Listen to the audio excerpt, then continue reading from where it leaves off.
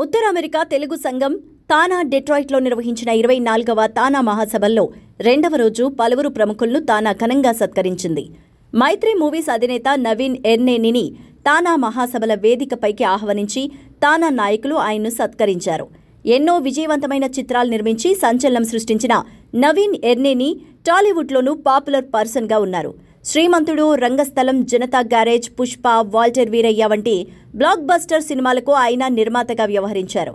అలాగే అమెరికాలోని ఎన్ఆర్ఐలకు, తెలుగు సంఘాలకు వెన్నుదన్నుగా ఉంటూ వస్తున్నారు.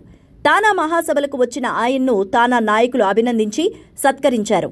తానా board chairman Nagendra Kodali, foundation chairman Sasikanth Vallepalli, Ravi Potluri, మాజీ అధ్యక్షులు జయరాం కోమటి, అంజయ్ చౌదరి లావు, కాన్ఫరెన్స్ నాయకులు గంగాధర్ నాదెళ్ల, ఉదయ్ కుమార్ చాపలమడుగు, సునీల్ పంట్రా, కిరణ్, జోగేశ్వరరావు, పెద్దిబోయిన, తానా ఎగ్జిక్యూటివ్ టీం నాయకులు తదితరులు వేదికపైకి వచ్చి ఆయన్ను ఘనంగా సత్కరించారు.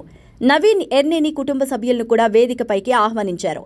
సినీ నటులు రాజేందర్ ప్రసాద్ ఆయనకు మెమెంటో ఇచ్చి శాల్వాతో సత్కరించారు.